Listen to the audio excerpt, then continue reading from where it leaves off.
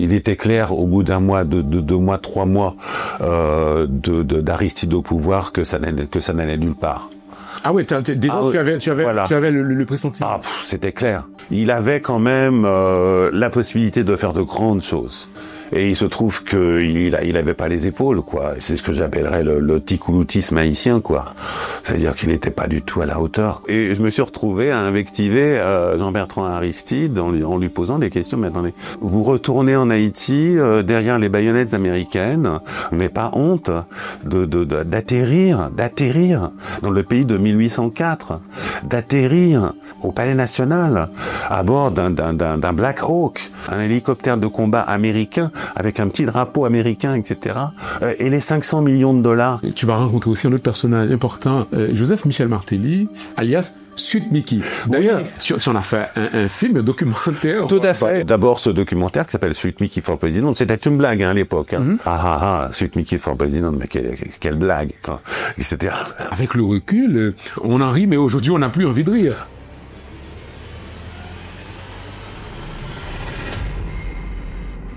Bonjour, bonsoir à tous. J'ai le plaisir d'accueillir ici au studio de Haïti Inter Jean-Pierre Brax. Jean-Pierre Brax, vous ne le connaissez peut-être pas ou vous le connaissez. Je le présente d'abord. Jean-Pierre Brax est journaliste, écrivain et réalisateur. C'est quelqu'un effectivement qui a travaillé en Haïti dans les années 80 et qui a beaucoup travaillé en Haïti dans le milieu culturel, surtout à la télévision nationale d'Haïti. Alors, vous allez découvrir des choses. Alors, sans plus tarder, je salue mon invité. Bonsoir Jean-Pierre. Bonsoir. Alors, et comment ça va? Mieux qu'il y a encore quelques jours où j'avais la grippe. Mais là, j'espère que la toux, qui n'est encore pas très loin, va pas revenir, mais pour l'instant, tout va bien. Alors, mais c'est super. Alors, je disais tout à l'heure, effectivement, que tu es quelqu'un, effectivement, qui a travaillé en Haïti et tout ça. Est-ce que déjà, toi-même, tu peux te présenter? Parce que moi, la présentation que j'ai faite, ça se trouve que j'ai manqué, il y a des détails ou des choses que j'ai pas dit. À me présenter, c'est difficile. Voilà, on me définit comme effectivement mon père est français, ma mère est haïtienne, donc de fait j'ai la double nationalité, je suis franco-haïtien. Alors qu'est-ce que ça veut dire être franco-haïtien? Ça peut vouloir dire beaucoup de choses, et même des choses un peu contradictoires. C'est-à-dire que je ne suis pas moitié-moitié, je suis 1+1. Donc c'est là toute la différence, c'est-à-dire que je considère d'un certain point de vue parfois plus français qu'un certain nombre de Français, ne serait-ce que par la connaissance que j'ai de l'histoire de France et de la sociologie française et de la politique française. Et plus haïtien que beaucoup d'Haïtiens, de par mes études universitaires, puisque j'ai fait un doctorat de sciences politiques et j'ai écrit une thèse qui avait pour objet justement Haïti et pour objectif de déconstruire toute la mythologie construite au fil des générations par ce petit manuel, enfin ce livre culte de docteur d'Orsainville, le manuel d'histoire d'Haïti, paru en 1924 sous occupation américaine, comme par hasard, et sous la dictée des frères de l'instruction chrétienne. Alors déjà le pédigré est déjà assez lourd quant à notre identité, quant à la manière dont s'est construite notre identité nationale, ou la mienne comme celle de n'importe quel Haïtien. C'est-à-dire que comment je la définirais aujourd'hui, c'est compte tenu, on est tiraillé entre d'un côté on est fier d'être les fils et filles de 1804, etc. Mais à vivre sa vie d'Haïtien, surtout en Haïti au quotidien, on est dans le dégagé pas péché, voire le pitonnoulet de nous là. Donc voilà, alors c'est cette espèce de méli-mélo identitaire, il fallait le déconstruire. Et mon point de vue, pour terminer, mon point de vue, c'est que pour construire une nation haïtienne, il faudra la construire sur de vraies bases, sur des bases saines. Donc c'était ça mon propos quand j'ai écrit cette thèse. Très bien. Alors, pour que les gens qui nous écoutent puissent plus ou moins te situer, tu es né à Port-au-Prince quand même. Oui. Et pendant l'enfance, tu as passé ton enfance en France. Jusqu'à 13 ans. Ouais. Je suis né en Haïti. Mes parents ont quitté Haïti avec moi. J'avais 2 ans. Mon enfance, je l'ai passé à Paris. Et quand mes parents se sont séparés, retour en Haïti, j'avais 13 ans. Ça a été justement, et ça c'est très intéressant quand on y pense, parce que pendant toute mon enfance, ma mère haïtienne, ne m'a jamais parlé d'Haïti, et à chaque fois que j'ai voulu en parler, il n'en était pas question, parce que de son point de vue, Haïti c'était un cas perdu. Elle faisait partie de ces Haïtiens qui lorsqu'ils quittent leur pays, c'est pour ne plus avoir affaire de quelque façon avec lui.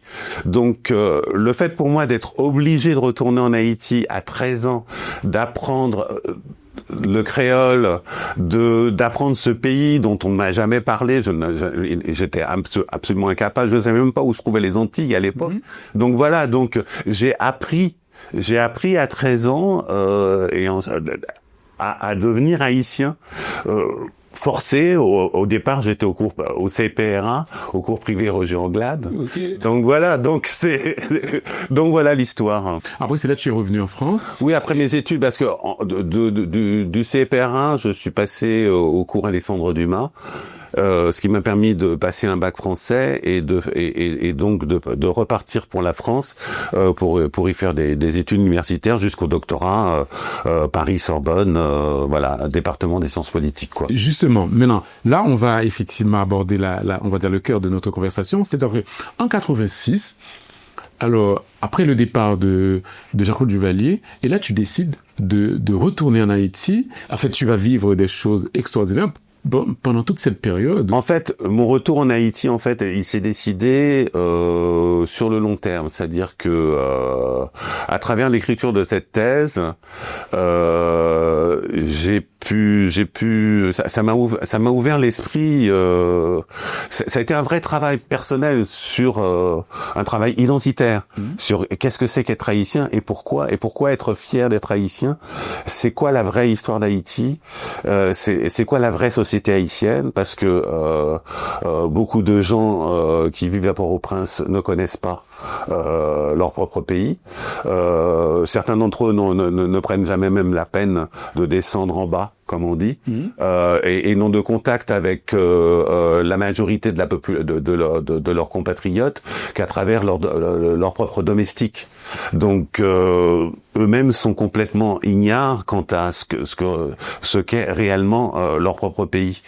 Donc j'ai appris à devenir haïtien par la force des choses, et à travers cette thèse justement, donc ça m'a permis donc de me rendre compte d'un certain nombre de mythes qui, de mon point de vue, sont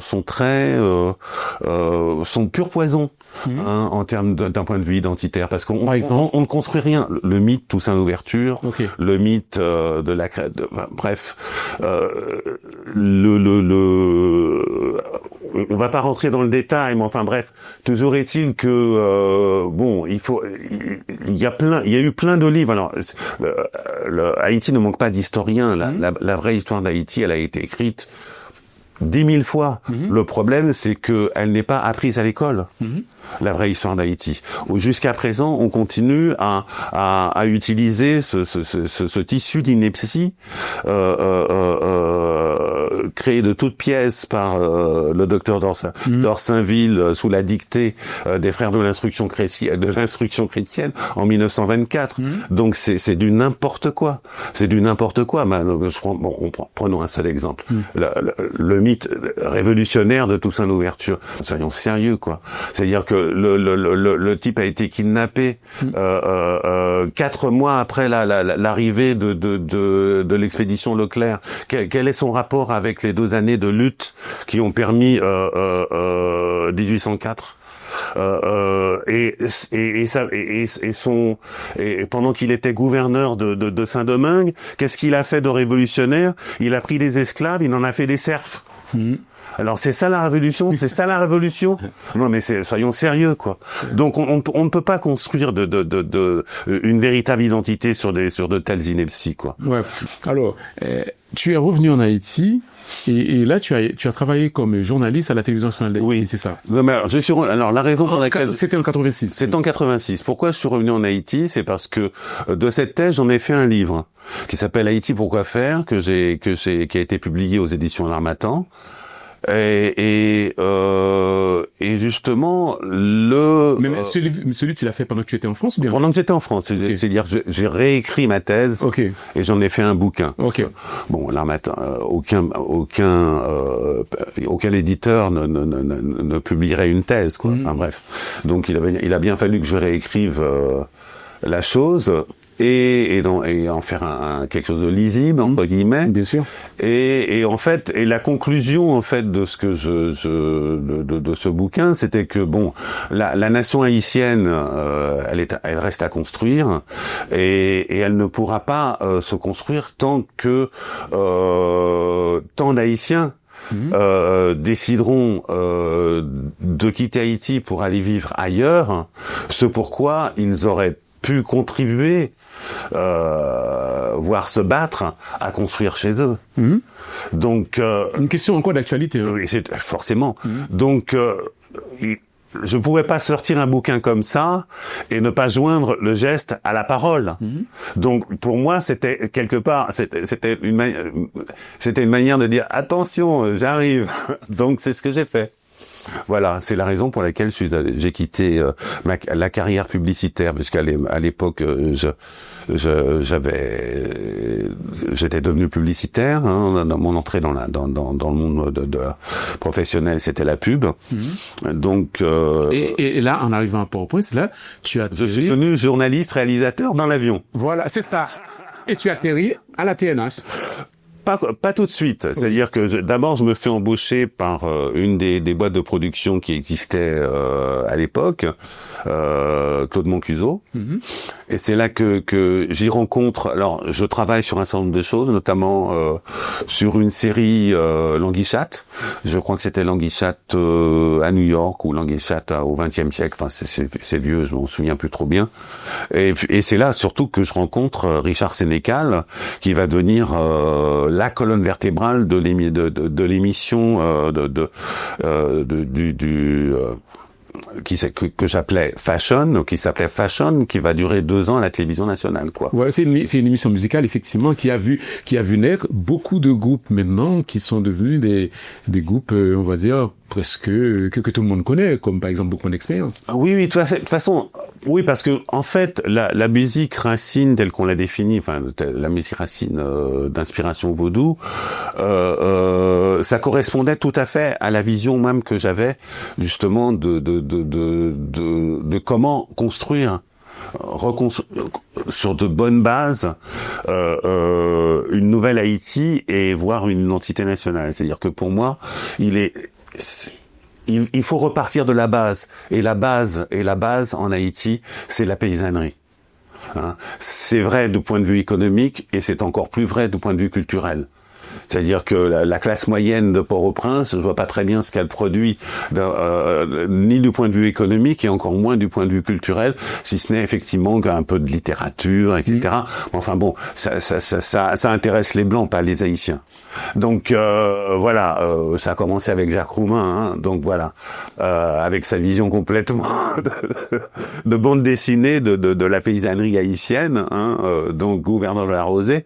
Bon, bref, ça reste un excellent bouquin, mais enfin bon, c'est un peu risible. Enfin, faut le mettre dans son époque. Et puis, c'est l'histoire d'un type qui connaissait rien à la paysannerie. Non, et puis qui a écrit un roman, quoi. Gouverneur de la Rosée, effectivement, c'est un classique de la littérature haïtienne. Non, mais donc sur le plan littéraire, quand même, c'est un ouvrage. Il y a une chose que j'adore. Il y a une chose que j'adore dans le Gouverneur de la Rosée, c'est la première phrase. C'est Deliriades Russes qui dit nous mourrons tous. Ouais. À cause de cette histoire d'eau, le problème de l'eau a toujours été essentiel en Haïti parce que c'est un pays complètement dévasté pendant l'occupation américaine, on a complètement saccagé. Haïti a été un pays absolument luxuriant.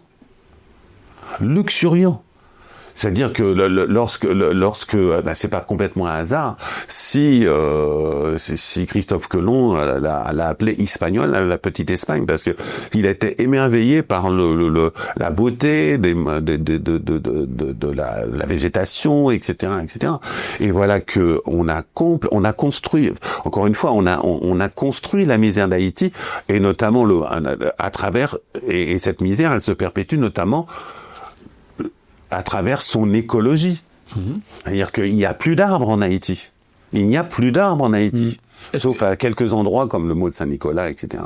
Est-ce que, en fait, il me semble que tu as... Le Mont Saint-Nicolas, le mont, comment ça s'appelle, à la Grandance, là, il y a quand même quelques endroits un peu encore très verts. Alors, est-ce que le concept, c'est un concept, j'ai lu, comme quoi vous avez évoqué ou bien parlé, ou bien je sais pas moi, évoqué le concept de Pito nous l'aide, nous là, qui est quelque chose vraiment de typiquement haïtien. Est-ce que tu peux nous en dire plus? Comment tu le... C'est la survie. C'est-à-dire que c'est la survie, c'est-à-dire que et c'est ce qui moi-même personnellement m'a et c'est tellement puissant que moi-même j'en ai fait l'expérience. C'est-à-dire que pendant ces 4 années, il y a eu 4 coups d'État, hein, donc 4 changements d'équipe gouvernementale. Ouais, quand tu dis 4 années, tu parles de 86? De 86 à 90. À 90, voilà. Donc, j'ai vu un certain nombre de copains se faire nommer ministre ou se secrétaire d'État, etc. Mais fallait voir, c'est-à-dire qu'à la seconde où le type était assis à son bureau, c'était quelqu'un d'autre. Ouais. Ouais, le pouvoir change l'ordre. Mais non, mais à ce point-là, c'est terrifiant. C'est terrifiant. Tu ne reconnais plus les gens. Des gens avec qui des amis d'enfance. Et tu ne reconnais plus les gens. C'est parce que justement il y a ce côté, il y a cette mentalité de lorsqu'on est au pouvoir en Haïti, on est au pouvoir on doit en profiter pour le temps où on n'était pas au pouvoir, pour le temps où on est au pouvoir et pour le temps où on ne sera plus au pouvoir. Donc c'est de la prédation. Donc c'est tout de suite le mauvais génie sort de sa boîte. C'est déjà, effectivement, à cette époque-là, parce qu'aujourd'hui, quand on regarde la situation, on peut penser tout est né. Aujourd'hui, là, non, tout était déjà là. Non, c'est le côté dégagé, babéché, Pito nous l'aide, nous l'a. C'est-à-dire que ne me reprochez pas de faire ou d'avoir fait ce que n'importe qui à ma place aurait fait. Voilà. Donc tout est permis. Alors Jean-Pierre, c'est-à-dire que dans les années, en fait, pendant cette période, il y a eu effectivement quelqu'un qui s'est détaché parmi les hommes politiques qui étaient populaires à l'époque, c'est Jean-Bertrand Aristide, que tu as personnellement un peu soutenu au départ, non? Ah ben oui, c'est-à-dire que il y a cet exemple, c'est-à-dire que au bout de 4 années, 4 coups d'État, etc. Enfin, tous ces coups d'État, etc. Ces élections. Toujours reporté. Bon, bref, moi, personnellement, Jean-Bertrand Aristide, ça faisait partie des gens dont on parlait, etc. Mais personnellement, je l'avais jamais rencontré, etc. Et puis, il se trouve qu'un jour, finalement, ces élections, cette campagne commence est mise en place, etc. Et j'étais dans un des couloirs de la TNH à l'époque, puisque j'avais pas de bureau, mais c'est pas grave, hein, on n'a pas besoin. Et puis j'entends que il y a Jean-Bertrand Aristide qui doit être interviewé, etc. Il est à l'entrée, etc. Et puis pour je ne sais quelle raison, j'entends qu'on a décidé de ne pas le laisser de ne pas le laisser rentrer et de l'empêcher de faire son interview. On était en quelle année à peu près? C'était la campagne en 89. Ouais, c'est ça. OK. Je dis mais c'est quoi cette histoire? Et moi, sans trop me poser de questions d'autorité, j'ai remonté le couloir, j'ai été à la réception, j'ai dit bon, je me suis présenté à Aristide et je l'ai introduit, accompagné jusqu'au studio en disant mais attendez, voilà. Mais à l'époque... Mais d'autorité, quoi. Oui, bien sûr. Mais je savais pas, encore une fois, j'avais pas les codes. Okay. J'imagine que, je sais pas exactement ce qu'a pensé Richard Sénécal pendant ce temps-là, devait être soit mort de rire ou soit mort de peur, je me souviens plus, je n'ai jamais posé la question. Mais moi, c'est le petit, comme on dit en Haïti, c'est le petit diaspora qui fait sa crise, quoi. D'accord. Mais tu savais qui c'était à l'époque? Pour moi, c'était juste un candidat, quoi. D'accord. Mais alors, pour qu'on puisse comprendre... Parce que j'en avais vu, ça faisait plusieurs semaines que je voyais défiler un certain nombre de personnes au studio, etc., interviewées, etc., et pourquoi pas lui. D'accord. Mais allez, pour qu'on puisse comprendre à l'époque, c'était quoi ton poste à la TNH? J'avais pas de poste. En fait, ce qui se passe, c'est que les directeurs de l'époque m'avaient fait la proposition. Enfin, à Richard Sénécal et moi, il nous avait fait cette proposition, à savoir bon voilà. Vous n'êtes pas employé, mais on fait on espèce de troc, on fait un échange, etc. C'est-à-dire que j'utilise vos services. Au départ, c'était juste de la publicité. Okay. Hein. J'utilise vos services, je mets à disposition des locaux, etc., etc. Et on fait 50-50 sur les bénéfices. D'accord. Ok. Donc voilà, c'était ça le deal du départ. Et puis par la suite, il a eu cette idée ou je ne sais pas qui, de nous trois a eu cette idée de faire cette émission d'actualité culturelle. D'accord. Ce magazine d'actualité culturelle qu'on a appelé Fashion, puisque en créole ça veut dire à la mode. Et donc voilà. Alors, dans cette émission, je l'ai dit, Bookman Experience, qui n'était pas connu à l'époque, est passé pour la première fois dans cette émission, et également Koudjaï et aussi Foula. On a commencé par Foula. Ensuite Sambayo, etc. Et en fait, Bookman, c'est devenu peut-être les derniers, parce qu'en définitive, on venait nous voir, on venait nous proposer, etc. Bon, les frères Beaubrun, apparemment, ne se sont jamais manifestés auprès de nous pour passer, etc. Et c'est par hasard que j'étais souvent à l'hôtel Lobson, parce que Richard Morse c'était un bon copain et que j'ai découvert comme ça live Bookman Experience et que je suis tombé de ma chaise. Et mais attends, mais c'est incroyable ce que vous faites là, etc. Mais pourquoi vous passez pas en émission? Et bon ils m'ont dit ouais d'accord, pas de problème, comme vous voulez. Donc c'est comme ça que ça a commencé. Donc voilà. D'accord. Mais c'était via l'hôtel Lobson, quoi. D'accord. Alors, c'est là après l'élection d'Aristide, et tu as dû quitter le pays pendant un temps. Tu t'es installé aux États-Unis. J'ai choisi, c'est-à-dire que j'étais fatigué, quoi. Okay. J'étais rincé. C'est-à-dire que et puis tellement déçu. Les 4 mois il était clair au bout d'un mois, de 2 mois, 3 mois d'Aristide au pouvoir que ça n'allait nulle part. Ah ouais, tu avais le pressentiment. C'était clair. Okay. Donc moi je dis je fais une pause. Quelqu'un m'a invité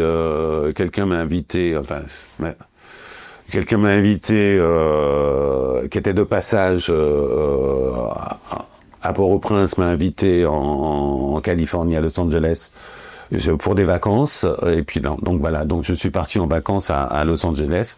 Et puis en définitive, je suis resté 10 ans. Donc voilà. Parce qu'entre-temps, il y a eu le coup d'État, le Cédras, le Frappe, etc. Bon, bref. D'accord. Et là-bas, effectivement, tu as continué à produire. Oui, alors là-bas, j'ai, entre autres choses, j'ai animé une émission de radio qui avait un fort succès à l'époque sur une radio sur une station américaine qui s'appelle KPFK 90.5 FM, une émission hebdomadaire de 2 heures qui s'appelait Rythme caribéen, Caribbean Rhythms. Il y avait 1 heure de musique zouk et 1 heure de musique haïtienne. Et les Californiens adoraient. Ouais, et ça a cartonné. Ça a cartonné. Ils avaient jamais entendu ça et non, ça a bien marché. Alors, il y a aussi, je sais pas si je dois parler d'anecdote. En fait, tu as eu l'occasion par la suite d'interpeller Aristide sur une question de détournement de fonds, je pense par son gouvernement, un truc comme ça, ou oui. Tu peux nous raconter ça? Ouais. Bon, disons que j'avais quand même le cœur gros. Hein. C'est-à-dire que j'ai personnellement voté Aristide, comme beaucoup. Il n'y avait pas d'autre choix, franchement. Bon, j'avais quand même quelque part le cœur gros le concernant, parce que il avait quand même la possibilité de faire de grandes choses, peut-être pas énormément de choses, mais quand même de grandes choses.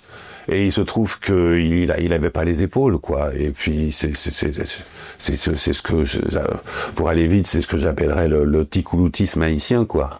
C'est-à-dire qu'il n'était pas du tout à la hauteur, quoi, de ce que le job était trop, l'habit était trop grand pour lui, quoi. Donc il a fait au pouvoir ce que tous les autres avaient fait avant lui et ont fait après lui. Donc voilà, et puis on en reparlera. Bon, qui tire vraiment les ficelles en Haïti? Qui tire il y a pas si longtemps, Gustavo Petro, le président colombien, disait que dénonçait justement l'influence des cartels colombiens dans la politique haïtienne. Bon, c'est pas nouveau, hein. Michel Soucard a pas mal écrit sur le fait de ce que François Duvalier a fait tapis rouge, hein, pour les mafias de l'époque. C'était pas la coke à l'époque, c'était l'héros. Donc voilà, c'est pas nouveau, hein, les histoires cette espèce de ce que les cartels de la drogue tire les ficelles de ce qui se passe de ce qui se passe en Haïti. D'ailleurs, cette espèce de bamboche démocratique telle que l'a appelé Henri Nanfi du temps où il était au CNG, qui a duré ces 4 années, de 86 à 90, où tout d'un coup, tout le monde avait déchouqué Jean-Claude, hein. C'était quand même trop drôle, etc.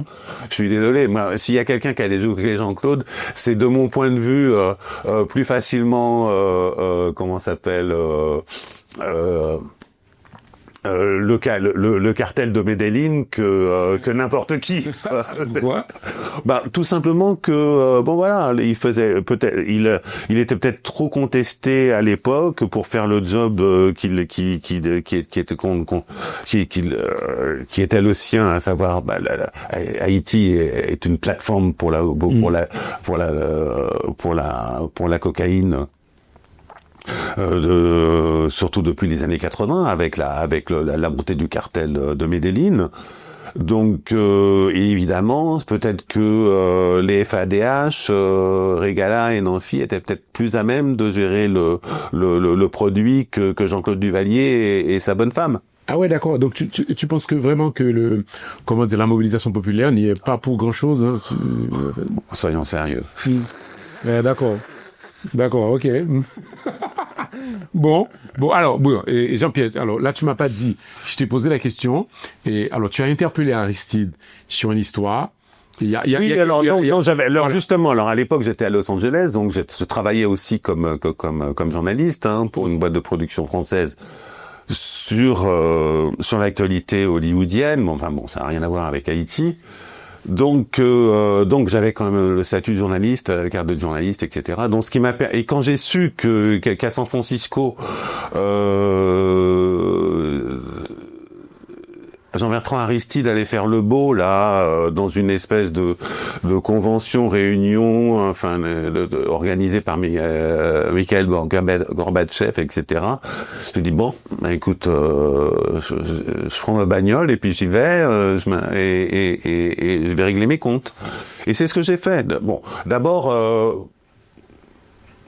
À l'amiable au départ, c'est-à-dire que quand je suis arrivé et que j'ai croisé Aristide, on s'est serré la main. J'ai dit écoutez, j'aimerais bien vous interviewer, etc. Bah, vous m'appelez quand vous voulez, etc. Puisque c'était 3 jours. Hein. Vous m'appelez quand vous voulez, on fait l'interview, il n'y a pas de problème. Moi, c'est ce que je veux faire. Évidemment, il ne m'a pas téléphoné.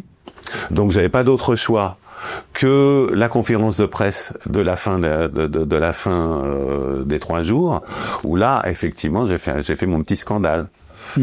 Et les 2 Haïtiens ont fait le spectacle. L'un au point que Mikhail Gorbatchev, un peu penaud, ne comprenant rien à ce qui se passait, a quitté l'estrade, et je me suis retrouvé à invectiver Jean-Bertrand Aristide en lui posant des questions. Mais attendez,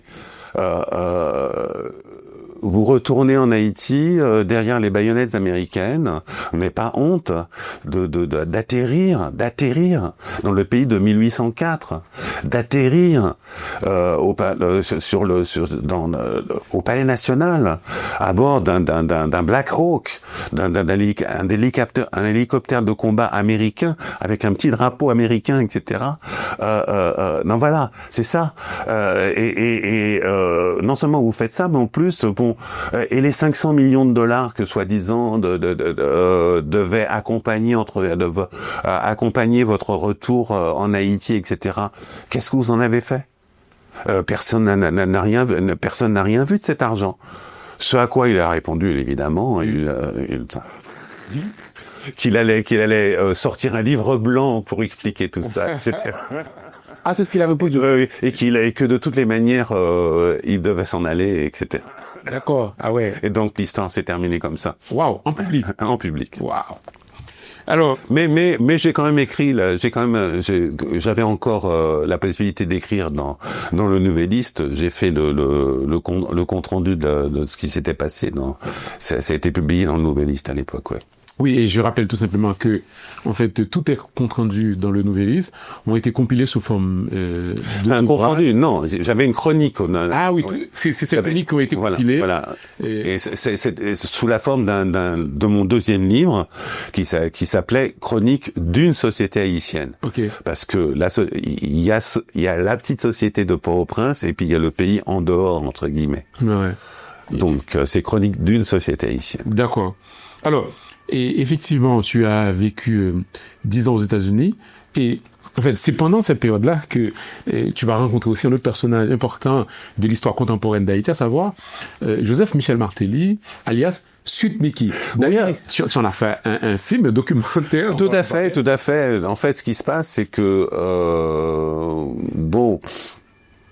pendant tout le temps où Richard Sénécal et moi nous faisions ce magazine d'actualité culturelle qui s'appelait Fashion, bon, il est clair que notre conception de la musique haïtienne était beaucoup mon expérience que Michel Martelly.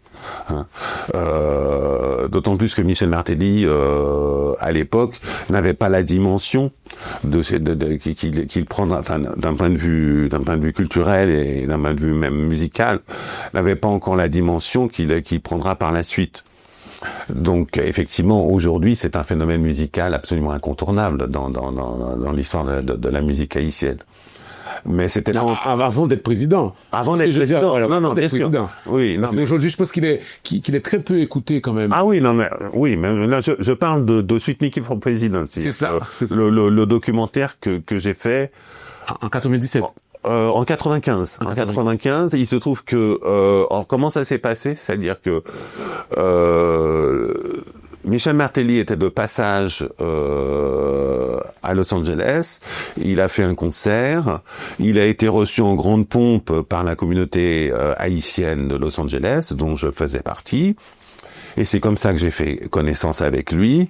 Je l'ai invité chez moi, etc.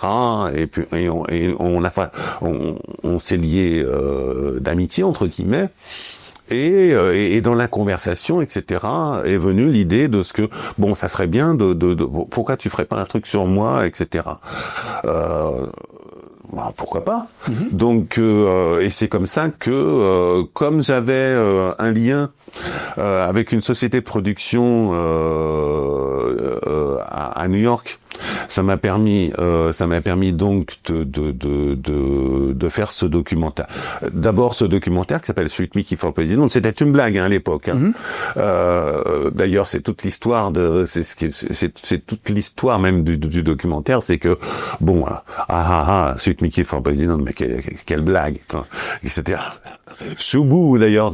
Ah mais justement, on va en parler. Choubou est dans ce documentaire qui est prémonitoire parce que quand on regarde Choubou, il dit mais qu'est-ce que c'est quoi ce bordel? Parce que c'est frais dans ma tête parce que je viens effectivement de visionner ce documentaire.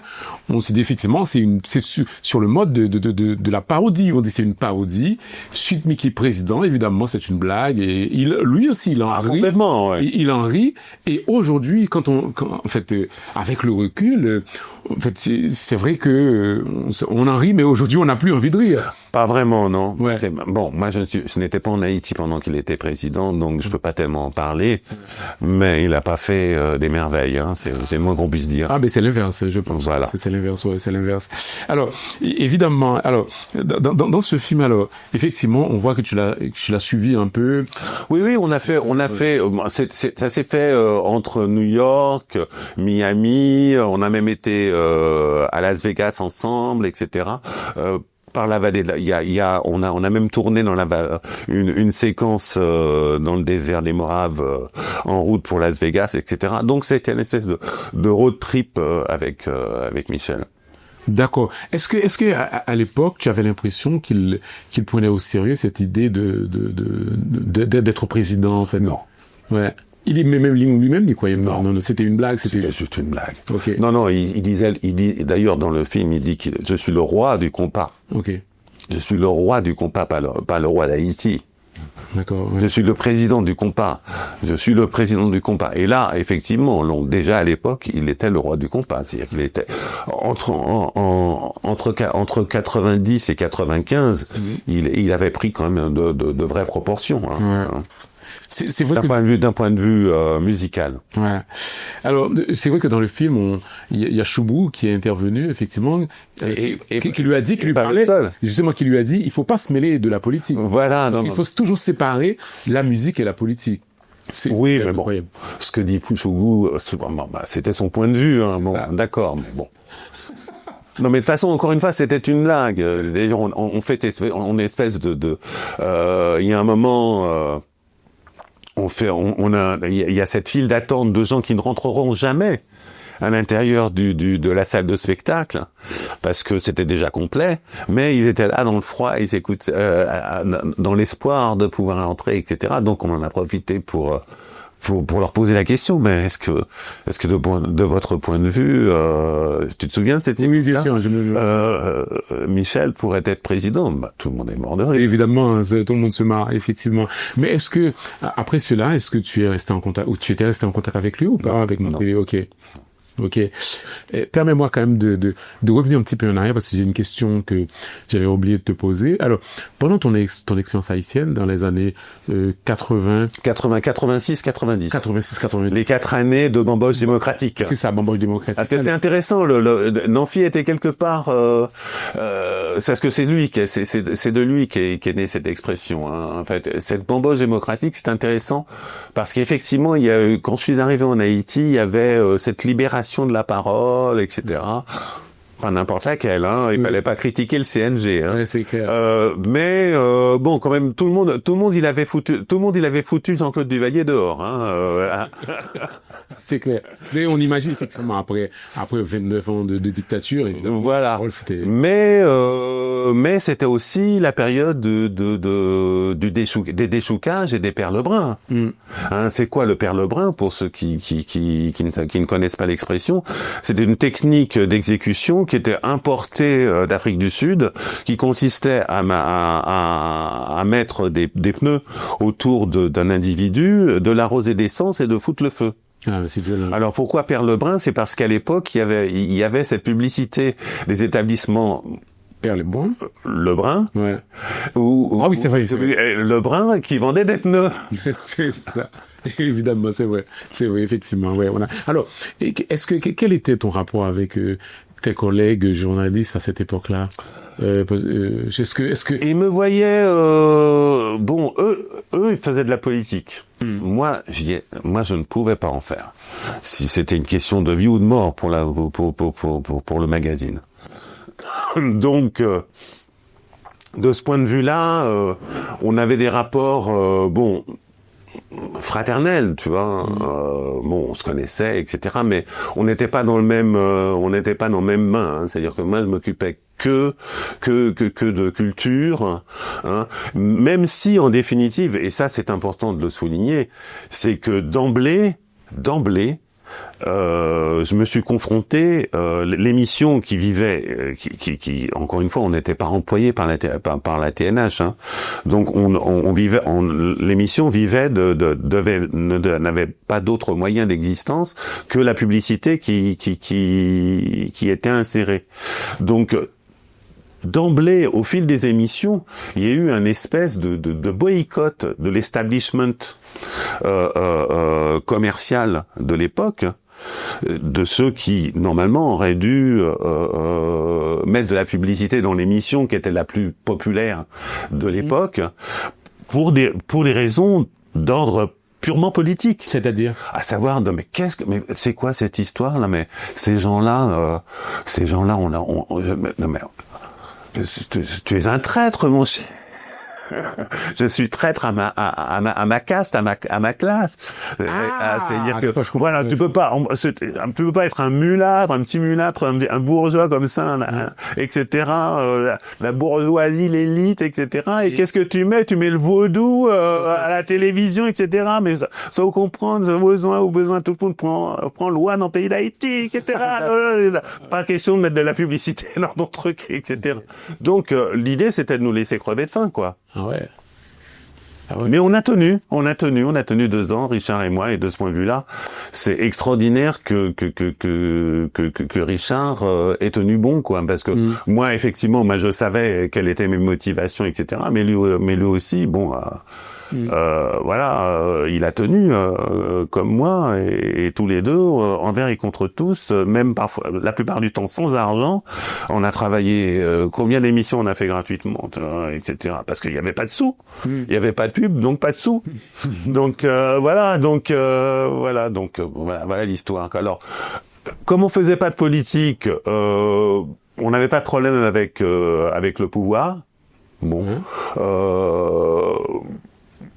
Qui voyait pourquoi pas une émission populaire comme ça qui fait en plus j'imagine que les enfants des différents colonels ou généraux de l'époque, etc., étaient fans de l'émission, donc il y avait pas de problème. D'accord.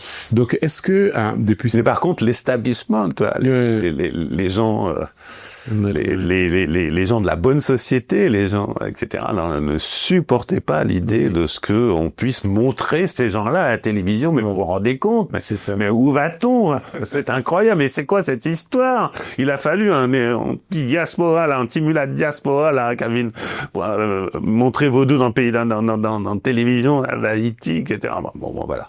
Ouais. Ah non, c'est complètement fou, hein, quand on... Alors, est-ce que depuis cette époque-là, Jean-Pierre, tu n'as pas retourné en Haïti depuis ces années-là? Ah non, pour une raison toute simple, c'est que tous les gens que j'ai connus sont pratiquement tous à l'étranger. C'est-à-dire que j'ai eu cette expérience tout à fait extraordinaire. Un jour, j'étais de passage à Miami, puisque j'habitais Los Angeles, mais j'étais souvent soit à Miami, soit à New York, etc., pour des raisons professionnelles. On m'invite dans une boîte de nuit, etc., et j'ai trouvé ma génération était à la boîte de nuit. Tous les gens qui avaient été mes amis, les gens que je connaissais, que je côtoyais à l'époque, etc., ils étaient tous là, pratiquement tous. C'est dingue, hein.